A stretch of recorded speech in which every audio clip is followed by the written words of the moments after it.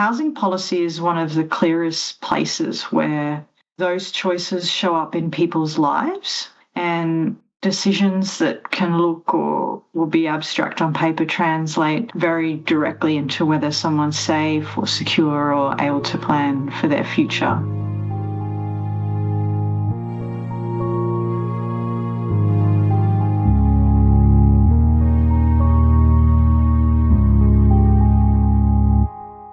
Language shapes policy, and timing can make or break government decisions. And while governments have an obligation to create policy that is beneficial for everyone, it's up to advocates to push the envelope for change. The same is true for housing policy. So with those things in mind, how can housing advocates move the needle on housing policy to make the system more gender equitable? What can we say or do to spur our leaders into action? I'm Dr. Kate Raynor, the Director of the Centre for Equitable Housing at Capita, and I have been researching Australian housing for over a decade.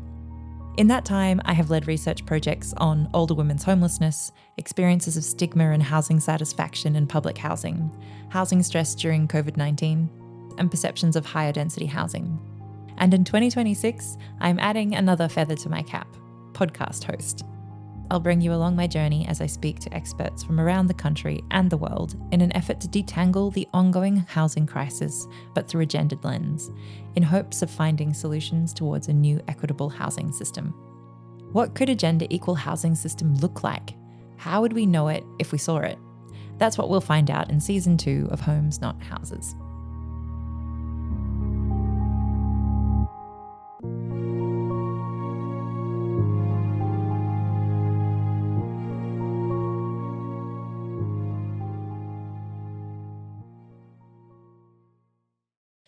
On this episode of Homes Not Houses, I spoke with Kate Whittle about her experience inside and outside of government and the way that advocates work alongside governments to help create the change our society needs. Kate has worked to develop inclusive and equitable housing solutions across government, corporate and not-for-profit sectors, and is currently the Executive General Manager of Advocacy and External Affairs at YWC Australia, a national not-for-profit association that has specialised in supporting women for over 140 years. Thank you for your time, Kate. It's great to have you on the podcast. I just wanted to start with asking about your own relationship with housing and gender and how you ended up working in this area. Thanks so much for having me on, Kate, and it's been incredible to work with you and your team, and appreciate the opportunity to talk all things housing and gender. Look, I really came to housing through politics and systems rather than through a single policy lens, and I think that really reflects my career path. I've worked both inside government and alongside it, and as a ministerial advisor across a range of portfolios, and then later as an advocate engaging governments from the outside. I've spent a lot of time thinking about how power operates, how choices are framed, and how language shapes what governments are able to do or feel they're willing to do. And I think also with that experience in politics, politics at its core is about choices, and it's about weighing competing priorities under constraint, fiscal limits or rules or timing or political risk. And housing policy is one of the clearest places where those choices show up in people's lives, and decisions that can look or will be abstract on paper translate very directly into whether someone's safe or secure or able to plan for their future. I also bring a kind of lived experience to this work. I myself grew up in social housing. So housing's never been an abstract policy area for me personally. I know what it feels like when housing is stable and when it's precarious, and that experience stayed with me as I moved through politics and policy and advocacy roles, and that's what I think really resonated with me when working in the housing sector. You're right. It is such a human area to be working in. That we can talk about capital gains tax concessions. We can talk about investment, systems. But at the end of the day, housing is what keeps you safe. That's what has a direct correlation with your quality of life. It's so important to bring it back to that lived experience of being safe or having a dignified life or not. Absolutely. People are at the centre of all decisions that governments make. And, I know that we have to and ought to contemplate all of the tax, requirements and impacts. But ultimately, governments are in place and organisations like YWCA Australia are in place to serve the people that they support. And I think people really have to stay at the centre of this question. Mm-hmm. To go to your comment about government making decisions or perhaps having trade-offs, I have a bit of a cheeky question for you, which is, do you think that fight for gender responsive or gender equal housing systems is a battle we should be having? Or is adding that gender lens a distraction in this world of competing priorities? I mean, I guess I can probably assume what you're going to say to this question, but I do wonder, is that gender framing actually harming our cause? And should we be talking about something else or framing it in a different way? Look, I often hear the argument from politicians or political staffers or others that the housing crisis affects everyone. So we shouldn't focus on any particular group or carve out any particular cohort. And I actually agree with the first part of that statement. Housing does affect everyone. And I think that's exactly why governments have a responsibility to design systems that work for everyone. So saying that housing is for everyone is a principle, but systems still need to be designed and funded and delivered in a way that applies universally. I think, housing stress, homelessness, safety risks, they show up consistently along gendered lines. And that's not because we're working from a gendered perspective. It's because the system is producing the very outcomes it was set up to produce. So ignoring gender or ignoring these kinds of patterns doesn't make housing or the housing system fairer. It makes it less effective and it makes it more expensive over time. And so when we're talking about gendered housing or gender responsive housing, it's not about carving things up for different groups or different cohorts. It's about really, at its core, identifying where public policy is not doing what it claims and to offer ways in which we can fix it. I love that framing. So it's not about creating competition between different groups of people. It's just about doing more right-sized policy, more targeted or tailored policy. I think so. I think targeted and tailored is one of my favourite phrases to use in an advocacy context because, and I often talk about, the people that have experienced housing insecurity or homelessness are the best positioned to support designing ways out of housing insecurity and homelessness. And so that targeted and tailored policy design will inevitably lead to better and more sustainable long-term housing outcomes. Yeah, I agree.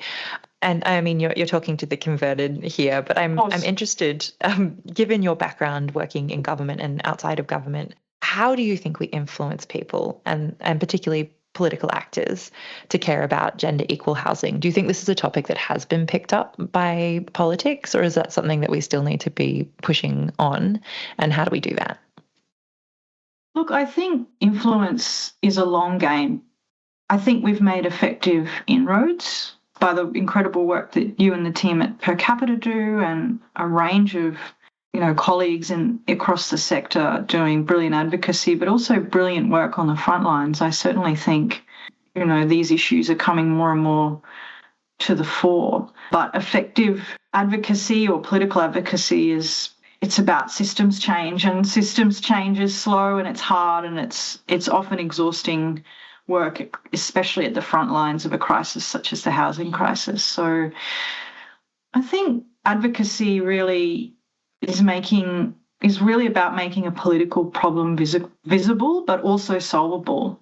That can feel a little bit transactional at times, especially working with governments and politicians who operate, as I mentioned earlier, within certain constraints or budgets or electoral cycles, competing priorities. But you can really meet them where they are and make the case in terms of what they can act on. And I think one of the biggest mistakes advocates make is assuming everyone should care for the same reason they do. That's rarely how change happens. That's like preaching to the converted, I suppose, what you were talking about earlier. You know, different actors move for different reasons.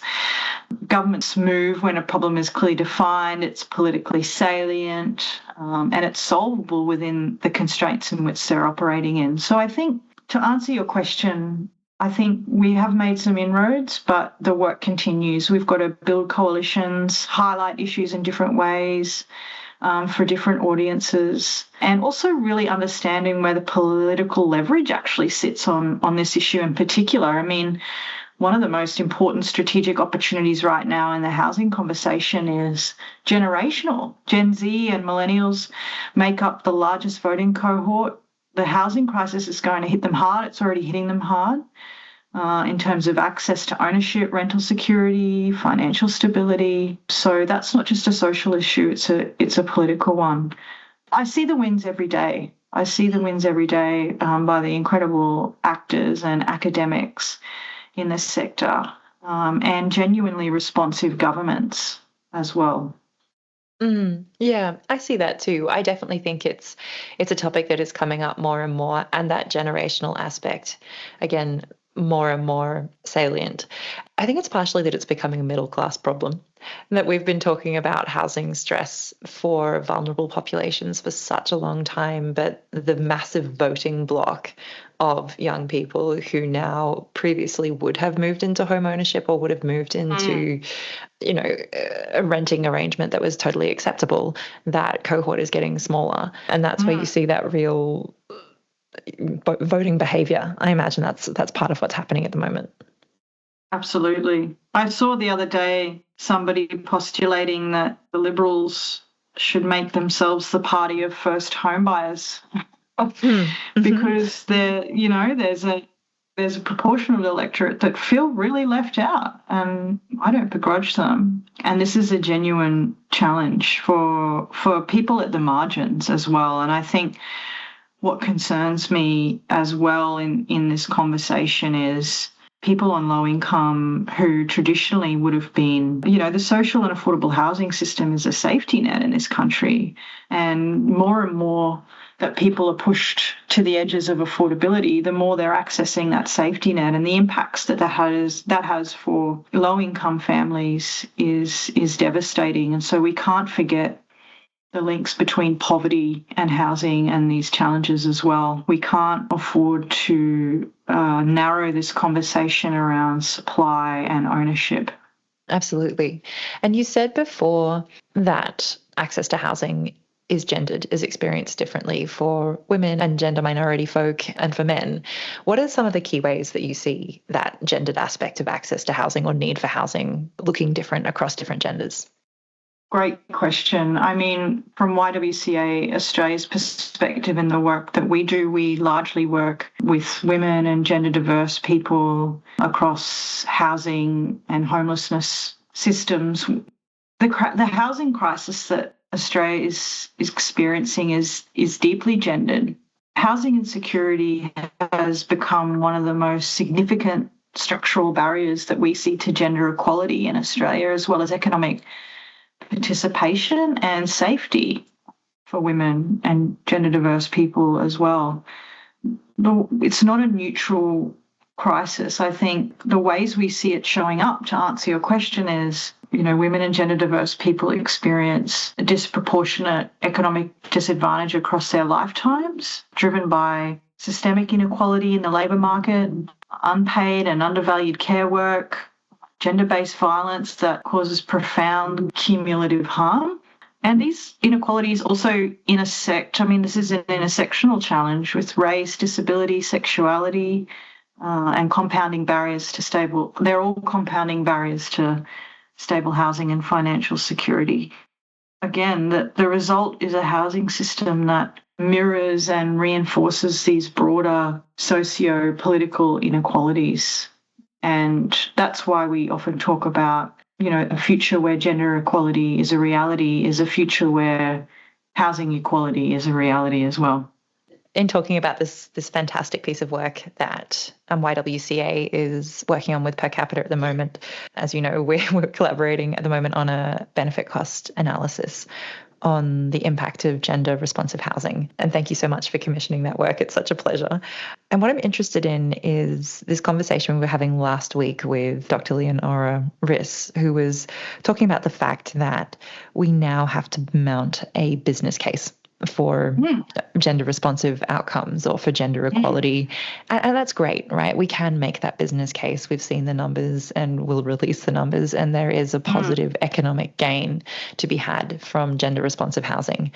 Do you think we need to be providing a business case, or is a discussion about human rights a more effective way of talking about this topic? Or I guess my question is, what kinds of narratives should we be telling that get the most cut through? And is that business case the best way to do it?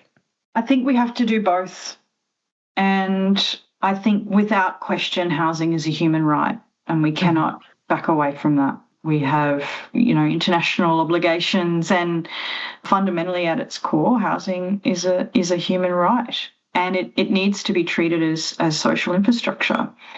But we also do need to make that economic case. That is my firm view. And we need to make that economic case for central agencies like treasuries and departments of Prime Minister and Cabinet. And, there's a kind of pragmatic political reality to making policy suggestions and solutions that have an economic backbone, if you will. What also really cuts through in terms of messaging is these human stories that we talked about earlier as well. Real world stories, real world impacts, a clear sense of what actually changes if we act. And I think as a sector, we've become very good at defining the problem in housing. We don't need to do any more problem definition when it comes to housing, in my view. The scale, the severity, the urgency is very well understood. And I was actually surprised when government started calling it a crisis or calling it for what it is. And so now I really want to see, as a sector, a relentless focus on solutions. And that's why we've made this pivot to do the work that we're doing with you as well, in terms of, we know housing is a human right. That is a given, and we won't stop prosecuting that. But let's also make the business case for investing in housing. And I'm also really drawn to these messages around imagining a better future for people, walking through what housing security looks like across a life journey, what it means to be securely housed as a young person starting out, or as someone building their career, or as a parent or a carer or in a family or later in life. When people really can see themselves or their children in that story, housing stops becoming this kind of abstract policy, economic discussion, and starts being about dignity and stability and opportunity. So I think we certainly need to make both arguments to be effective. I want to steal that line of a relentless focus on solutions. I think that's so important. And I share your frustration about the endless prosecution of the problem. I think we're aware of it. We need to continue restating it, but that's not where we need to be focusing our attention. So yeah, I take your point on that. And I also take your point on the importance of telling human stories. I mean, even you beginning this podcast with your own lived experience of living in social housing, I think that's really powerful. And I do that in my own work when I talk about my own experience of coercive control, and that being part of my lived experience of growing up. And I think it's powerful, particularly when people in positions of power, people who get to be on podcasts, get to tell those stories as well. I think that's an important part of this discussion. I had the great privilege of seeing you talk, Kate, at the Lady Musgrave homelessness event up here in sunny Queensland, where I'm based. And I was really moved by your openness, and you see it through the care and passion that you bring to your work as well. And I can only speak for myself in saying that it wasn't until later where I realised this is the area where I want to be working, because I've experienced this myself. That penny kind of had to drop a little bit, funnily enough. Yes. Yeah, no, I feel you. And to ask about your personal experience as well, but a professional one, having worked both within government and then outside it in a more advocacy focused role, what can you tell other organizations doing things similar to YWCA about how change happens within policy, how we can affect change in this system? Well, what I can say is I can reassure people that change feels slow both inside and outside. From the inside, policy change also feels slow and constrained and frustrating. From the outside, it can be just the same. Decision making can obviously feel opaque and unresponsive. Both perspectives are accurate. And I think understanding that is actually the starting point for effective advocacy in and of itself. Change rarely happens because of one statement or one report or one campaign or one media moment or one meeting. It happens over time. It is cumulative. It happens because an idea keeps appearing and reappearing and being prosecuted and re-prosecuted, and we back it by evidence like what we're doing together in our partnership on the business case for gender responsive housing.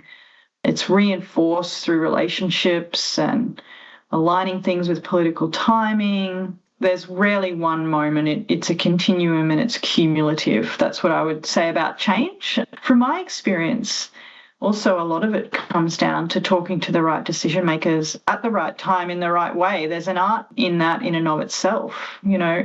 Ministers matter, but so do their advisors, so do senior public servants, central agencies, and local MPs. Don't forget your local MPs. Policy rarely moves in a straight line. There's multiple pressure points. I also think, and back to the business case and the work that we're doing, getting your costings right is critical if you have the capacity. Governments are constantly weighing options, and everything goes through those central agencies. So ideas that aren't costed or don't demonstrate value for money rarely get traction. Measuring impact matters just as much. Decision makers want to know and need to know that something is not just morally compelling, but it works, that it delivers outcomes and it reduces risk over time. So again, we can say housing is a human right, and that is indeed true, and it is morally compelling, but measuring the impact and demonstrating value for money is that business case side of things. That gender responsive housing delivers outcomes, reduces risk over time, delivers a return on investment. I also think timing is a huge factor. In my experience, you've got to read the political landscape, budget cycles, election cycles, leadership changes, shifting public sentiment. They all shape what is possible. The same idea can be ignored one year and then embraced the next if the context has changed. So keeping abreast of those shifts. It doesn't mean compromising your integrity ever. It just means being politically intelligent, and if your solution or solutions can help government meet its commitment or manage risk or deliver tangible outcomes for people, then it's far more likely to move. Yeah, that's such an important thing to keep in mind. And this business case that we're working on, it's designed to be exactly that argument, that if you move someone from homelessness or deeply precarious housing into stable housing, you see drastic reductions in the amount of health services consumed. You see drastic reductions in the amount of time and resources involved in people being involved in the justice system. You see all these amazing outcomes for kids who end up with better educational outcomes, less time spent in out-of-home care, less time, spent moving through all sorts of different situations that we know have impacts on kids. That business case makes so much sense when you start to put it together like that. So yeah, it's great to be able to kind of talk to those nuts and bolts, the money side of that when we do that advocacy piece. I think you've already kind of touched on this when you talk about all the different parties and actors and political creatures that are part of a decision-making or policy outcome. I like political creatures. I'm going to use that. You're right. Who do you think has the most influential levers when it comes to delivering change for gender equal housing systems? Look, we tend to focus heavily on ministers, and of course, ministers matter. I would not dare say that they don't. But power is distributed across systems, and central agencies matter, as I've mentioned. Treasuries, planners, regulators, funding bodies, they shape housing outcomes every day, often in ways that are less visible. But the reason I think this question matters so much right now is because it's a call to the sector. Our sector, community housing providers, service organisations, advocates, researchers, peak bodies across the housing sector collectively hold enormous influence. You know, we've seen the housing question skyrocket to the national political narrative, and the sector has come forward with a whole range of solutions. And academics that have been working in this field for 30 years are ready to go with problem solving alongside government. And we really sit at the intersection of delivery and evidence and lived experience. And I think we know what works, what fails, what costs more in the long run, what produces better outcomes. And I would say that, yes, there is a top-down political power reality, but gosh, I have been so impressed by our sector, community housing providers, researchers, our peaks. You know, the work's being done, the solutions exist, and the evidence exists, and we've put all of that forward and really met this challenge. The only additional challenge is we don't always have coordination amongst ourselves. So we're making strong arguments and providing strong solutions, but often in parallel from one another. And that's just the nature of it sometimes. But what I would say is, you know, enormous power lies within our sector to move and change the solutions that are being put forward to solving the housing challenge. And, you know, I would encourage governments to look to and work closely with specialist providers such as YWCA Australia, but also all the incredible organisations that work on the front lines of housing insecurity and homelessness across Australia. It's such a good reminder. And it's really nice to have that hopeful reflection. I feel like so often we talk about the social housing sector, the affordable housing sector, and the discussion is about, you know, decades of underfunding and under-resourcing. And that's absolutely still the truth. We could be putting literally billions more in to our housing sector. But it's important to remember that great work is happening, and there is more funding in the sector at the moment than there has been for a long time. So there's movement there. No, I truly believe that, and I've been genuinely impressed and empowered by so much of the work that's done, and how quickly the sector has mobilised to play a role in solving this problem that's a challenge for us as a country. So I have a question for you, and maybe it ties in, maybe it doesn't, but I ask everyone, which is this question of vibing and venting. So I like this question. Right, it's fun, isn't it? It's what is one thing you're really vibing in gender and housing at the moment, and what is one thing that you need to vent about? One thing I'm vibing, and it actually ties into what we were just yarning about, is even though it is a crisis of epic proportions, I am actually genuinely excited right now that housing is sitting squarely in the national political narrative. That's not always been the case. Like you said, we are seeing real movement, genuine commitments, real attention, and genuine, I think, appreciation that housing, safe, secure and affordable housing, it's not just a social issue or a social policy issue, it's a central economic, generational, nation-building challenge.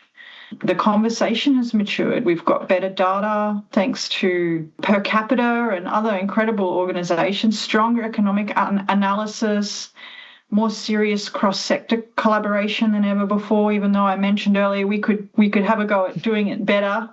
And gender and housing in particular, I think, is being more and more understood as a structural issue rather than a niche sideline style concern. There's more openness to new ideas, more willingness to test different models, and a sense that the status quo is no longer defensible. And I am excited by the opportunity and possibility that presents, but we've got to see it start to turn around now. And as I said, we've focused on the problem definition, and now it's time to start focusing on those solutions as well. What do I need to vent about?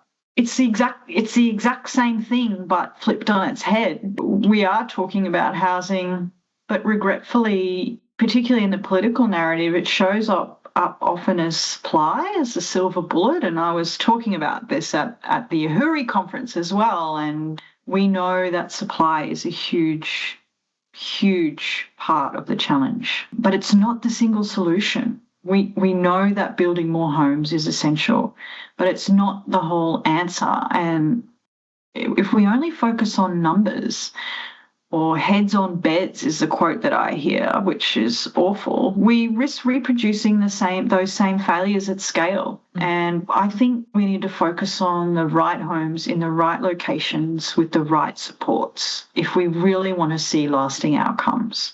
We can't confuse supply and activity with impact. We can't end up funding supply without safety or speed without sustainability. Until outcomes matter as much as outputs in this conversation, we will keep cycling the same people through the same housing instability, and we will call it progress. Again, I want to go back to this moment that it is an opportunity, and right now we have, because of the attention, the evidence, the political appetite are finally there is hope, and that's why we can keep pushing for a more complete approach. But that supply has to be balanced with impact, and outputs have to be balanced with outcomes. Yeah, and trying to find a way to do that. Yeah, is my challenge right now.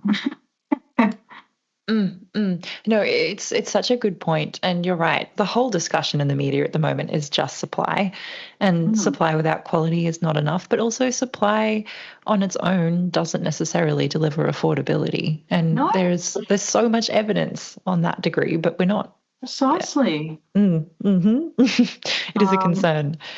Maybe that's our next research piece, Kate. Yes, I love it.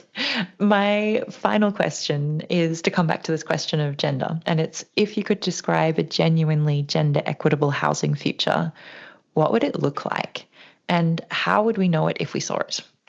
I love this question. So that's a great question.